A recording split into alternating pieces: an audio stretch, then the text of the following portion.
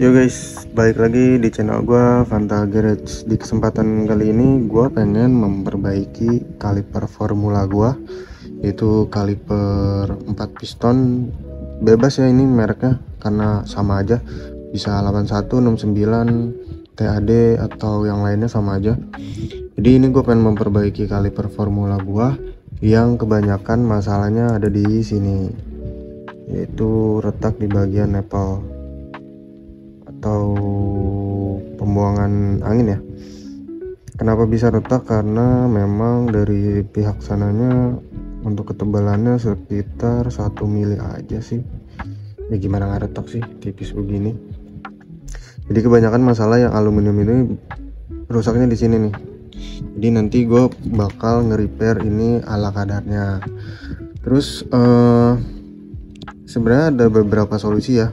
Yang pertama itu ngelas atau ngecor, terus yang kedua ditambel atau dimatiin selang anginnya. Kalau gue pribadi, gue lebih milih solusi yang kedua, yaitu matiin jalur anginnya ya. Karena kalau dilas, solusi pertama itu kebanyakan tukang lasnya tuh males ngambil untuk ngerjain kaliper ya, nggak berfungsi dengan bagus gitu, kayak masih ada melar-melarnya apalagi di bagian seal ya. Jadi kayaknya tukang lasnya tuh males kena revisi, itu sih asumsi gua. Tapi yang jelas kalau kalian pengen ngelas nih, ngecor lagi, las babet, ini kalian harus ngebongkar dulu kalipernya, terus copot bagian pistonnya nih, lalu seal-sealnya itu dicopot. Terus jangan lupa untuk seal bagian penyambung nih, ini kan karena dia dua bagian ya, dua piece, jadi seal-sealnya ini harus kalian cabut-cabut dulu, karena kalau misalnya kena panas dia udah pasti melar ya untuk karet. Terus juga gue kurang tahu sih untuk bahan ini kalau misalnya kena panas apakah memuai, karena takutnya kan berubah ya konstruksinya. Tapi itu nggak tahu sih. Pokoknya intinya yang nomor satu untuk memperbaikinya hampir 70-50% aja sih. Terus juga ya, untuk budget ngelas itu sekitar 120-150 ya, tergantung daerah. Itu belum termasuk kalian ngebongkar, sama belum termasuk ngebor nih, ngecor itu. Terus yang kedua itu nanti bakal kita matiin bagian pembuangan anginnya, pembuangan minyaknya ya, kita matiin. Di sini udah ada part-partnya. Jadi ini gua beli kayak lem epoksi juga sih, lem AB ya. Cuma kenapa gue milih yang AB nih, karena katanya dia bisa sampai 200 derajat ya, klaimnya sih begitu. Sedangkan kan kalau Dexton tuh, terus lem porting itu dia cuma 120 apa 150 ya, gue lupa, pokoknya cuma sekedar segitu. Sedangkan kalau kaliper itu kan dia panasnya bisa mencapai 200 sampai 300 ya. Jadi gue preventif, takutnya malah jadi jebol. Udah kita tutup pakai lem epoksi, kayak gue beli yang agak kuatan sedikit. Kalau misalnya pengen lebih kuat, ada namanya lem JW welding apa JB welding ya, itu harganya 160 untuk lem doang ya, tapi dia emang bagus banget. Dia bisa ketahanannya bisa sampai 400 derajat, jadi disesuaikan ya. Terus ini yang kalian butuhin juga, ini banjo M8 with maple. Jadi dia nepalnya di banjo kayak ala-ala RCB atau kayak di Brembo GP5 ya kalau nggak salah. Jadi bisa nih pakai ini, tapi kalian harus beli yang M8, jangan M10 karena beda, jangan sampai ketuker. Terus ini harganya 100.000 sampai 120 ya. Kenapa sih bang harus titanium? Ya karena yang ada nepalnya itu ya yang bahan titanium doang. Gue lihat di pasar yang bahan biasa, bahan stainless belum ada yang ngeluarin. Kalaupun ada harus custom, dan ya harganya juga kan lumayan juga ya custom ya. Kayak mungkin bisa nyentuh 80 sampai 100. Jadi udahlah sekalian aja nih kita beliin yang titanium biar nanti sama-sama bagus di looknya.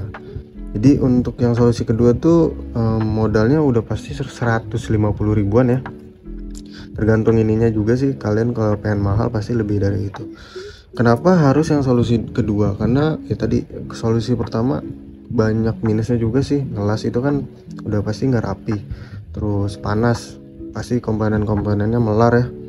Terus nggak tahu juga tuh gimana bagian dalamnya, kayak udah dilas, udah dicor nih, udah dibor, apakah berfungsi dengan baik atau enggak, atau misalnya emang bakal retak-retak lagi, karena kan dia cuma menambal doang ya, bukan ditambah daging gitu sih.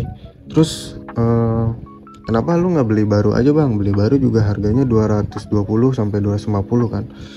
Coba dah kalau misalnya kita beli baru, ujung-ujungnya yang ini juga bakal retak lagi ya, kalau misalnya kalian emang dari awalnya nggak dimatiin ya, atau misalnya nggak begitu kenceng. Cuma yang namanya perbautan ya, kalau nggak kenceng ada ngeganjal di hati gitu, takutnya malah kita lagi jalan-jalan yang ada kendor ya kan. Jadi menurut gua daripada beli lagi bakal waste money karena bakal retak-retak lagi, mendingan sekalian aja kita upgrade nih ke sini.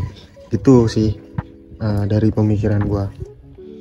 Terus ya langsung aja kita praktekin atau kita tutup bagiannya. Ini dibuka dulu ya. Ini niatnya bakal gue lem di bagian dalam sini satu, sama di dalam sini satu. Jadi di sini gue tutup, terus di sini gue tutup. Jadi nanti kalau ada tekanan masuk, bukan hanya lemnya aja yang menahan tekanannya, tapi banjonya pun juga ikut ketahan. Karena kan ini masih agak sedikit berfungsi ya dratnya, jadi masih bisa ketahan lah, kayak gitu guys. Jadi langsung aja kita eksekusi.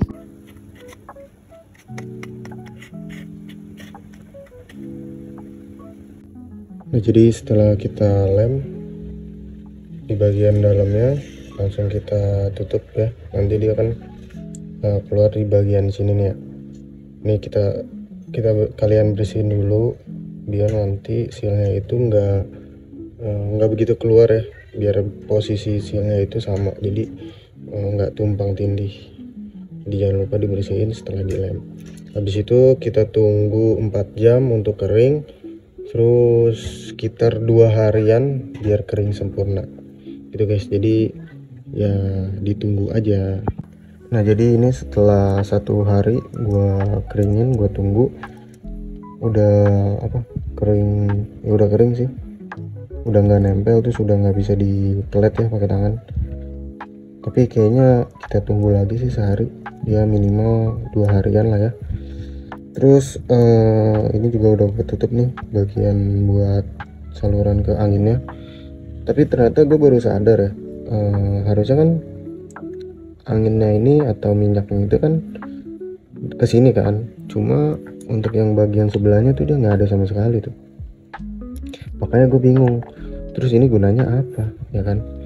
Harusnya kan ini yang tembus ke sebelahnya kan. Tapi setelah gue tiup ya dari banjo, anginnya tuh cuma keluar dari sini nih, dari sininya sama sekali nggak ada keluar.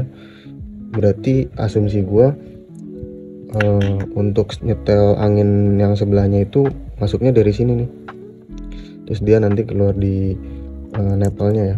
Itu asumsi gua, soalnya aneh sih nggak ada jalurnya di sebelahnya. Terus juga gua mikirnya mungkin karena cetakannya sama kayak yang bahan iron ya, bahan casting nih, cor-coran. Soalnya kan dia banjonya di sebelahnya ya tuh. Jadi menurut gua dia jalurnya di sebelah situ sih. Itu sih asumsi gua. Jadi ini pengen gua rakit aja. Seal-sealnya juga jangan lupa dipasang, ada 3. Nanti bakal gua cek apakah dia berfungsi dengan normal atau cuma sebelah ya. Nah ini setelah sudah kita rakit ya, ini udah kita kencangin 4 baut sama 1 baut di bagian penahan kampasnya ya. Semoga berfungsi kembali ya, dan pistonnya main. Ini contoh pas udah terblading ya, dua-duanya main. Jadi cara ini worth it ya buat kalian yang mau repair kaliper ya. So terima kasih yang udah nonton, semoga membantu. Wassalamualaikum warahmatullahi wabarakatuh.